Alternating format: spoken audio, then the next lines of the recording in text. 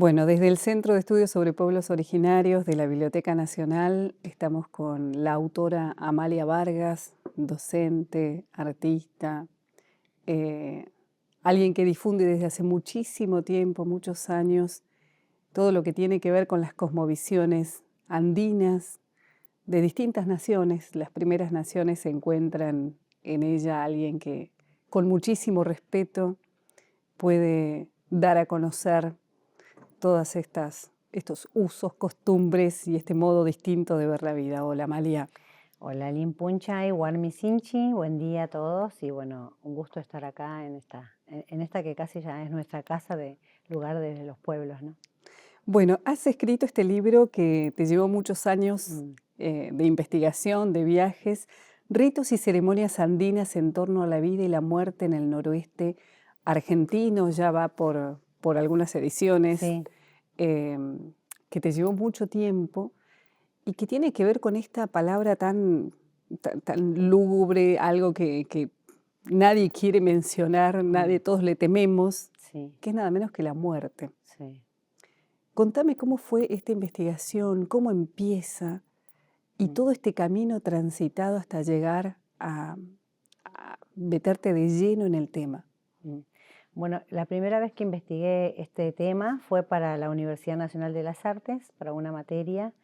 Eh, Justamente un profesor, Jorge Huacu se llama, que en paz descanse, me decía, pero vos tenés que hablar algo de tu raíz. Y yo no sabía qué. Y yo decía, no, pero es que yo no sé nada. Y me decía, busca algo que te guste. Y a mí me gusta hacer flores de papel. Entonces, desde el arte empecé a ver las cosas lindas que hacemos, ¿no?, los pueblos originarios en diferentes ceremonias. Y empecé a investigar sobre los sueños y el arte. Ese fue mi primer tesis. Y ahí trabajé todo desde el arte impreso, que es el grabado, todo el tema de lo que es la vida y la muerte para nosotros, ¿no? Que son las dos caras de la misma moneda, ¿no? Que no existe la muerte para nosotros, sino que en sí es la vida en otros planos. Entonces empecé desde ahí a investigar.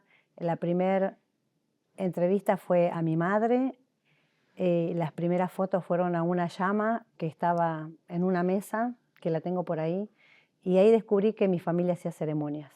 Cuando tuve que investigar, gracias a la universidad, que a veces nos pregunta, ¿no? Nos interpela, y decía, ¿por qué harían esas llamas, ¿no?, que comían, le cosían en la boquita hojas de coca, construían todo con la misma ropa de la persona que murió, ¿no? Entonces era una escultura y de ahí me empecé a preguntar cómo nosotros muchas veces no sabemos qué se hace en la ceremonia por no participar en la ceremonia, ¿no? Por solo ir el día o el cierre. Y estas ceremonias son 3, 4 días previo a cuando se hace eh, el velorio completo, ¿no?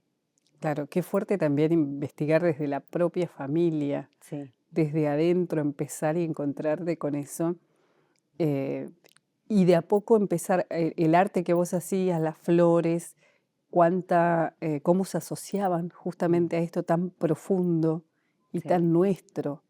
Em, ¿Cómo fue después el camino? Bueno, tú fuiste a ceremonias, Sí, asististe y también colaboraste con todo este armado sí. de esta ceremonia. Mm. ¿Cómo fue eso? Eh, Cuando empecé a investigar, que fui a muchas comunidades, a Susque, bueno, que nombro ahí, me pasó algo muy extraño en una ceremonia en Sumaspacha, se llama, cerca de Tilcara. eh, y bueno, cada vez que iba a algún lugar yo preguntaba si hay algún velorio, me pueden avisar. Entonces terminé yendo a este velorio, que la gente no me conocía, y, y ese lugar a mí, bueno, me emociona porque en ese lugar, bueno, murió una abuelita y terminé yo haciendo una mortaja para la persona que murió, y para mí fue muy fuerte porque yo tenía que coserla y después, bueno, ponerle a la persona. El tema de investigar esto es muy, muy fuerte para nosotros porque hubo momentos que me sentí muy mal porque estaban ahí despidiendo estas figuras que nombro ahí, que son ajuares mortuorio de llamas, de la ropa de la persona, y las personas, algunas eran de mi propia familia, y yo sacando fotos y estaba detrás de la cámara llorando. Y muchas veces no se puede investigar a uno mismo porque, o a un familiar, porque yo creo que es un trabajo muy profundo y a veces doloroso, porque justamente el tema esto de despedirse, de que el nuna, ¿no? En quechua, o el ajayo en aymara, cuando se va el espíritu, dicen ellos que el espíritu se queda en la ropa, entonces se lava esa ropa, se hace un rito en el río y se arma, ¿no? Esa escultura.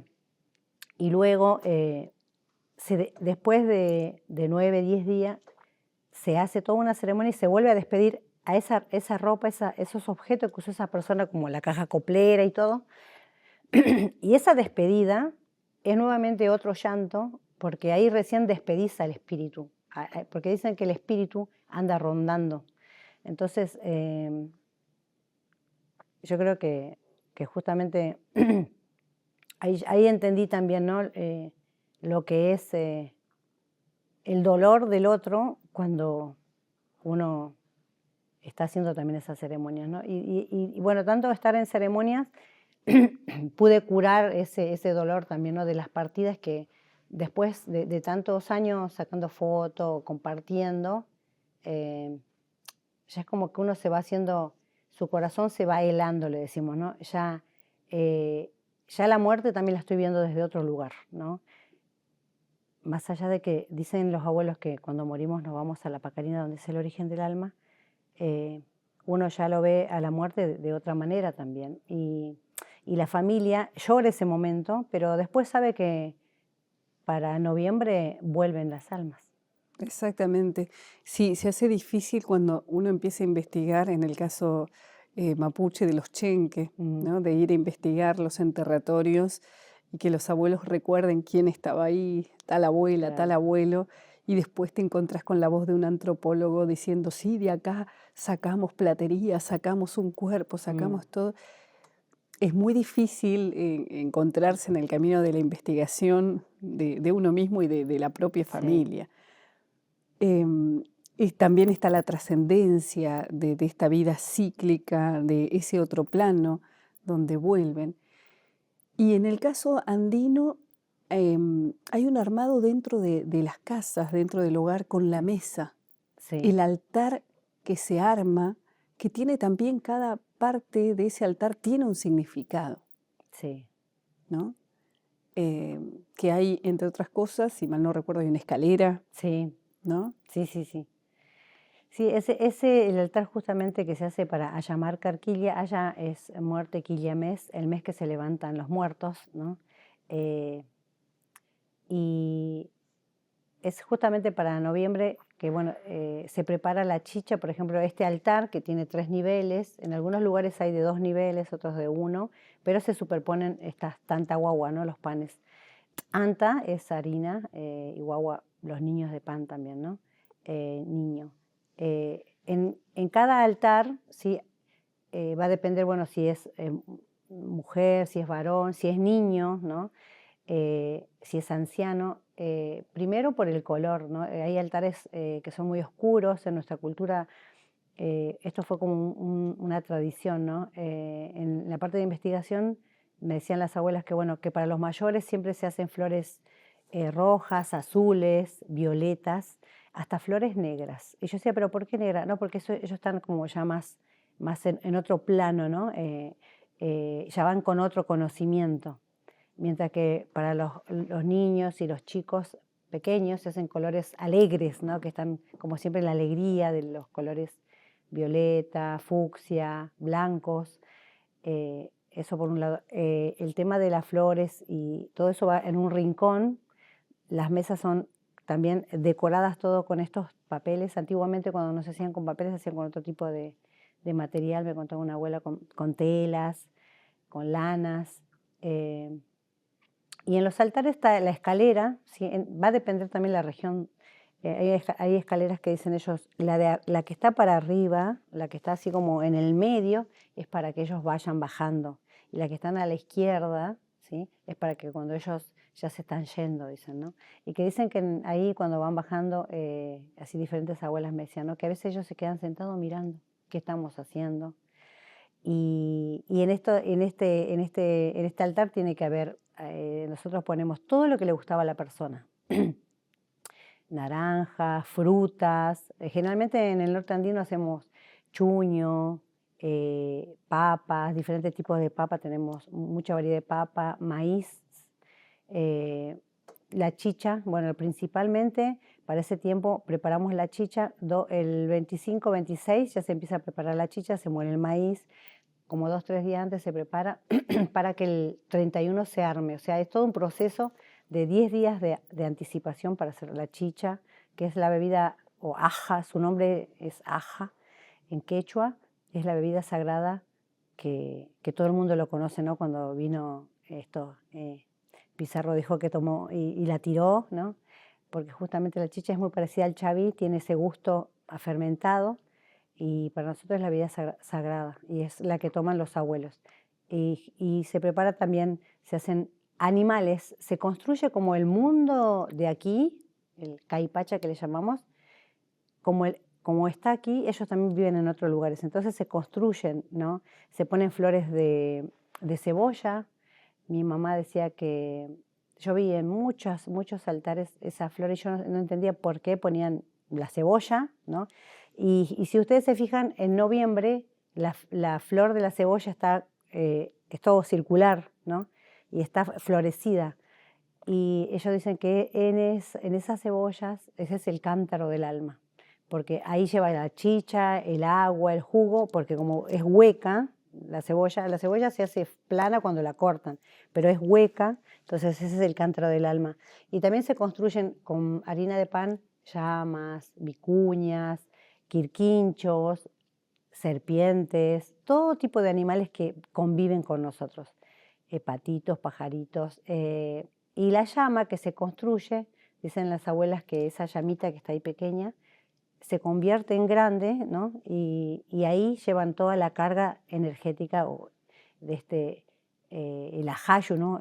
Porque el alimento tiene su propio ajayu, su propio espíritu, su energía, su olor. Dicen que su perfume, ahí se va. Ese es el perfume, es desde lo que se alimenta el alma. Su Claro, sustancia, dicen ellos. claro. Lindo también el dato de las flores, que también siempre había causa curiosidad, ¿por qué flores de papel? Mm, Y recuerdo aquella vez que la explicación tuya fue tan simple que es lo que decían las abuelas, que mm, no hay flores ¿qué? naturales, escasean Sí, y hay que sí, hacerlas de papel.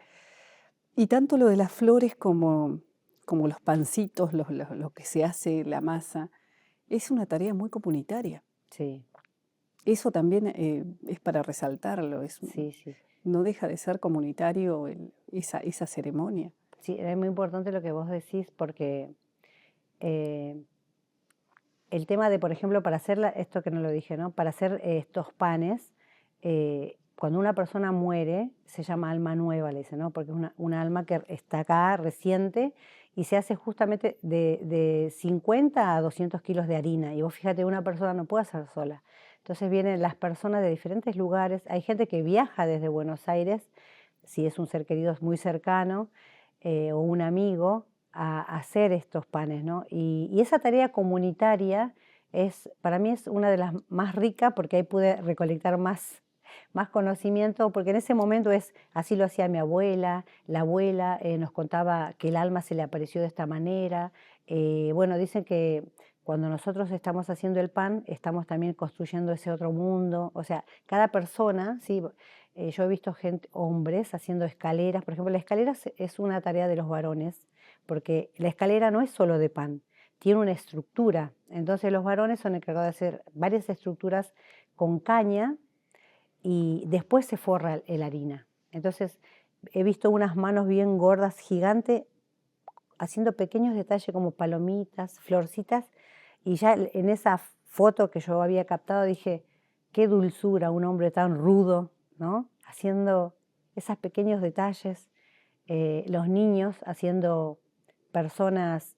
Otra cosa importante también que más allá de que uno dice, bueno, que se están perdiendo las tradiciones, pero se van reconociendo nuevos cambios, ¿no? Los niños hoy también le van poniendo color, hoy se tiñen las masas en algunos lugares, y los niños hacían pequeñas guaguitas. A las 6 de la mañana empezamos a hornear, empezamos a hacer las masas como a las 4 de la mañana, a 5 de la mañana. Durante todo el día se hace, solo un día.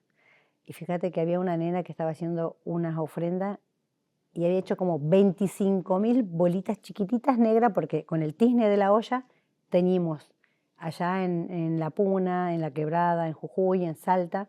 Se usa para pintarla, para construir, por ejemplo, la escalera necesitamos clavos.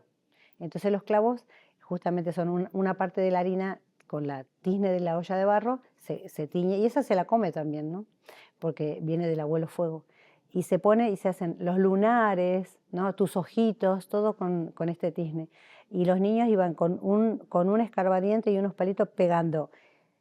Hizo una nena con un vestido a lunares. Imagínate la cantidad de cositas que iba poniendo. Entonces, en ese momento que los chicos están haciendo, la abuela está contando una historia del alma, de cómo se lava la ropa después de cuando muere la persona, qué se hace con ese vaso que lo usaba mucho, se lo entierra, se lo comparte, se lo guarda, y los chicos están escuchando. Entonces, esta tarea comunitaria de hacer las ofrendas, o de hacer las flores, que también es comunitario, o de hacer la chicha, que también es comunitario, entonces ahí vamos compartiendo las tradiciones y uno va aprendiendo sin querer, o sea, va escuchando. Y yo aprendí mucho de esta ceremonia desde mi propia familia. Entonces el camino creo que es eso también, ¿no? Volver a la raíz. Claro. Ahí vos en el libro contás una anécdota en alguna de estas ceremonias donde con pan se hacen objetos y pertenencias de la persona fallecida. Y había por ahí, alguien había hecho una moto. Ah, sí, una moto, sí es verdad. Bueno, estamos la cultura es dinámica, ¿no? Y a mí me llamó mucho la atención. Hicieron una moto, hicieron un avión, por ejemplo, también un avión que era súper gigante de este tamaño y que estaba volando, o sea, lo cuelgan desde el techo arriba de este altar, ¿no? Porque yo les preguntaba, ¿por qué hacía la moto? Porque la persona le encantaba, nunca se pudo comprar una moto, entonces ahora ya tiene su moto. Y a las personas que tenían aviones me llamaba la atención porque me decían, bueno, ellos le querían viajar en avión, otros habían viajado una vez en su vida en avión, otros que nunca viajaron, o sea, construir lo que la persona le gustaba, o sea, ese es el amor, ¿no? El amor, munay en quechua o kuyay, amor con voluntad. El amor es eso, ¿no? Para nosotros no es la teoría, ¿no? Del pensamiento de te amo, te quiero, sino nosotros lo demostramos haciendo. Entonces, la memoria del amor se ve en esos altares. Y por eso es importante también el tema del hacer, ¿no? Claro. También, bueno, ¿cuál es el día donde se manifiestan eh, ese espíritu? Porque hay una noche de Sí. espera donde uno aguarda el momento con alguna manifestación, alguna presencia.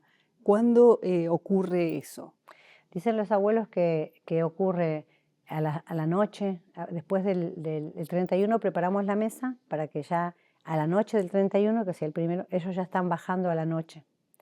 Dicen que durante la noche bajan, no hay un horario, dicen durante la noche. Otros abuelos dicen que bajan al amanecer, como vienen caminando o vienen viajando. Por eso a las 12 del mediodía nosotros preparamos la comida también que esté calentita. A la mañana ya, por ejemplo, nosotros preparamos el altar y dejamos el altar ahí toda la noche. A la mañana cuando nos desayunamos nosotros ponemos desde el mismo desayuno para ellos, porque, o sea, para que ellos se alimenten. Dicen los abuelos que vienen a la noche, otros dicen a las 2 de la mañana, otros a las 3. Pero hay algo que me contó una persona que me parece importante también, que, bueno, hay gente que no cree, ¿no? Y hay hombres también que no creían a su esposa y decían que, bueno, que es mentira, que no existe las almas, que no existen los espíritus, que eso es todo para que se junten y charlen y hagan otras cosas, ¿no? tal vez no conocía la cultura. Y una vez dice que se quedó esta persona abajo de la mesa, durmiendo para ver si existían estas almas, que era todo mentira. Y a la mañana dice bueno, se quedó en la habitación, cerraron con llave para que él no se salga, porque supuestamente no existía.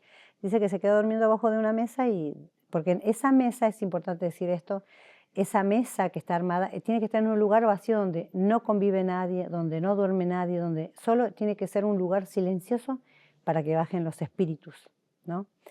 Y él se quedó y a la mañana siguiente dice que, bueno, que le abrieron la puerta, que tenía así como sangre acá, y le preguntaron, él dice que estaba asustado, y le preguntaron qué pasó. Dice que no, que cuando él llegó sintió así, que se servían, sírvanse compadre, se sentían los vasos, agua, dice que sentía voces, y que decían, pasen, pasen, compadre.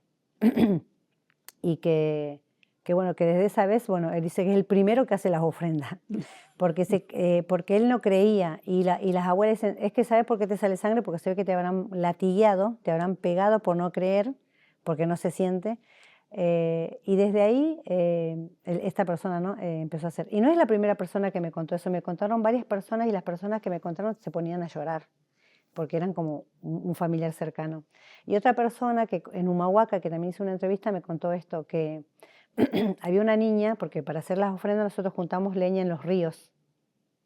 Entonces se sigue haciendo lo mismo ahora, y yo cuando era pequeña también juntaba mucha leña en el río para hacer el pan.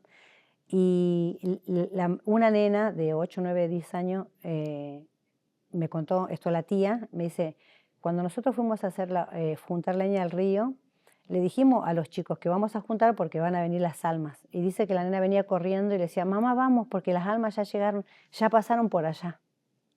O sea, ¿no? Maravilla. Estas cosas que los niños muchas veces pueden ver, ¿no?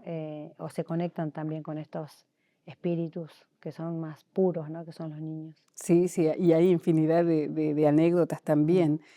Recuerdo en Chubut una persona que también había encontrado una calavera que supuestamente todo el pueblo, todo el paraje sabía que era del indio, decían, Sí. pero no sabían ni de qué época. Y lo había llevado a la casa para darle un enterratorio, un lugar importante. Y la primera que llegó de la escuela, la más chiquitita de la casa, ya había ido hasta la habitación y volvió de la habitación diciendo en la cocina, mamá, hay un hombre en la habitación, hay un hombre en la pieza, un hombre que es Sí. grande, es grandote y está enojado. Y los chicos tienen y en varias comunidades, varias veces hemos tenido ese testimonio de los Sí. niños viendo esas almas, esos espíritus. Y en el caso andino, además de esta comunión y este compartir, una vez que pasa eso, viene esto, ¿no? La conversa y la compartida Sí, de todo eso que se elaboró. sí. ¿Cuál es el día? ¿Cuándo ocurre eso? Eso ocurre, por ejemplo, el 2 de noviembre, el primero al amanecer, ¿viste? El 31, el primero al amanecer, bueno, servimos la comida y se comparte a la noche. A la noche estamos todos ahí, está el altar y estamos todos ahí compartiendo, así como nosotros estamos ahora, conversando, se juega, se comparte. Hay juegos también, el juego del botón, el juego del cuchillo, hay muchos otros juegos que se juega también para no dormirse durante la noche, porque vos tenés que quedarte todo el primero despierto hasta el otro día, acompañando a las almas. ¿Cuál es el juego del botón? El juego de botón es vos te pones un botón en la mano y vas pasando por todas las manos de todas las personas. Entonces todos hacen así y después hay una persona que tiene que adivinar quién tiene el botón. Ah, Entonces solo es como un juego de adivinanza. Y bueno, después hay premios y castigos, entonces juegos. Y ese es uno de los juegos. Antiguamente se jugaba la pishka. Pishka es 5 en quechua. ¿Viste que casi le llaman la payana la que se tira? payana. Ujú. Bueno, es el juego, le dicen juego de la muerte también. En Cusco se sigue jugando, en algunos lugares se siguen jugando esto de jugar con las piedritas para no dormirse, porque uno tiene que acompañar al alma toda la noche, brindar con el alma, Claro. en nombre del alma, coquear para el alma, chachar coca. Por ejemplo, agarro una hojita de coca y voy a nombrar el nombre de los apus, la chachila, los espíritus. Le pido a los abuelos de los ancestros y nombro el nombre de mi abuela Froilán Ampuero, Inca, ¿no? Entonces yo lo mastico y después de masticar lo pongo en una cajita y eso después se entierra. Entonces yo estoy masticando en nombre de ella y ella está acá, está entre nosotros. Y ellos se ponen contentos. Entonces, y también ellos son nuestros guardianes espirituales, por eso a nosotros nunca nos falta, siempre somos abundantes. Porque imagínate todo el dinero que implica hacer eso. Y ellos son los guardianes de la siembra. Y este tiempo de noviembre, cuando nosotros lo estamos acompañando, ellos también vamos a donde hay maíz, a donde hay alimentos sembrados, también los llevamos a ellos. Les decimos, vamos con música. Entonces, durante la mañana se va a esos lugares también a recolectar con los espíritus. Y hasta después el día 2 al mediodía se come con todos los espíritus y con todas las abuelas, ahí cerca del altar, y se hace la comida preferida de ellos, se les sirve en el altar, ellos comen ahí, nosotros ahí compartiendo. Y a la noche, a la tarde, después de las 3, 4, se levanta todos esos alimentos, que ya su ajayu, su espíritu, esa esencia, ese perfume, ¿sí? Se lo comieron los abuelos y se reparte. Y se regala todo, no se queda nada, es todo para regalar. Para la gente que está en la calle o viene también se regala. Ese es el compartir más importante nuestro. Fíjate todo el dinero que implica, ¿no? Más allá de que también hoy se compran vinos, los jugos. Por ejemplo, para mí es ese día de noviembre, cuando yo era chiquita, era el único momento que yo veía unos caramelos, cosas que mi mamá nunca compraba y que yo estaba todo el día esperando que sea el otro día para que nos repartan eso. Entonces no podemos tocar porque es sagrado y el alma se puede enojar. Entonces ese es el momento de compartir más importante, ¿no? Es el 2 de noviembre. Pero durante la noche todo con los espíritus. Claro, ahí se comparte toda la comida y hay música también. Hay Sí. fiesta. Música solo hay el tercer año, para nosotros va a depender de la región. El último año cuando ya se despide al alma por completo, porque cuando es alma nueva, el alma viene durante 3 años. ¿Y por qué se hace mucha comida? Porque esa alma, esto está bueno porque creo que todo el mundo vio la película de Coco. Cuando una persona muere, ¿sí? Esa persona es como que vos te vas de viaje, viaja a ese mundo donde están todos, a la Pacarí, donde están todos, es un pueblo, el pueblo eterno. Viaja ese Ayllu y están todas las almas que se murieron antes que nosotros, esos espíritus, y están ahí, y él invita a todas esas personas que van a llegar, y por eso se hace mucho alimento, y se espera a todos esos seres. Entonces,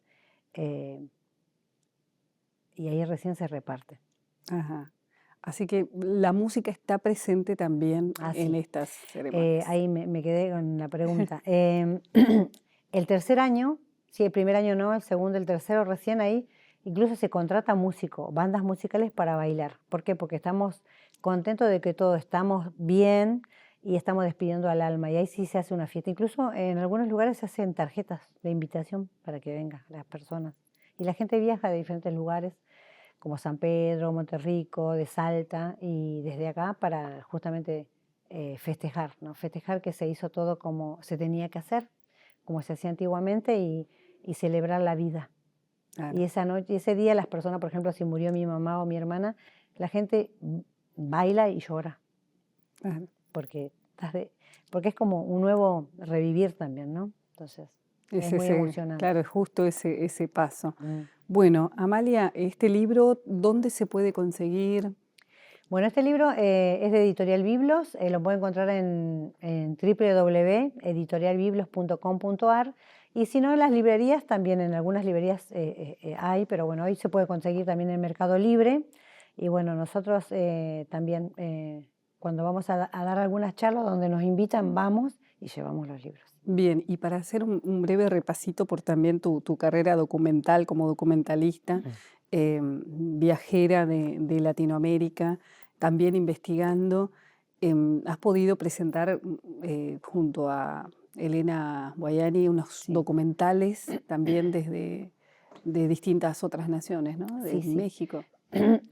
Con Elena, bueno, gracias acá a la Biblioteca Nacional presentamos acá Anahuac. Anahuac es el nombre original de territorio de México, y México su capital es Tenochtitlán, que es su nombre original.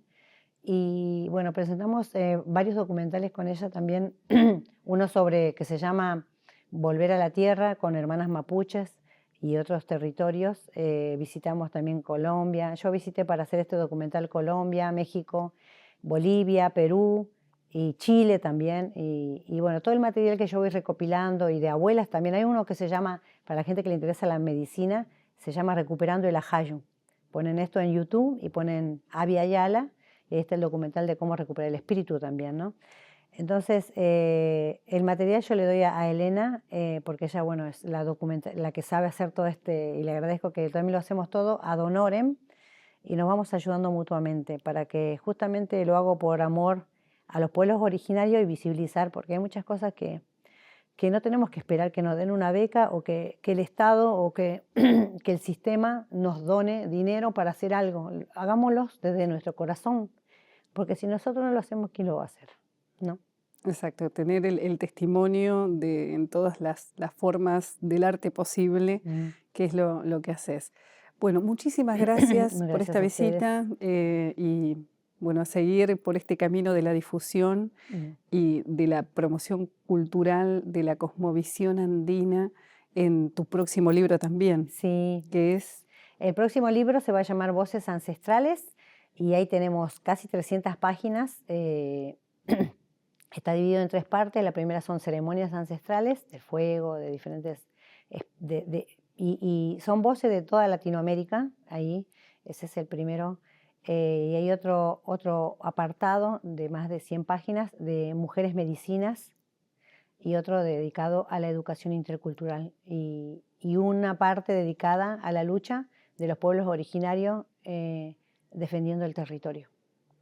Amalia Vargas, muchas gracias. A ustedes, gracias.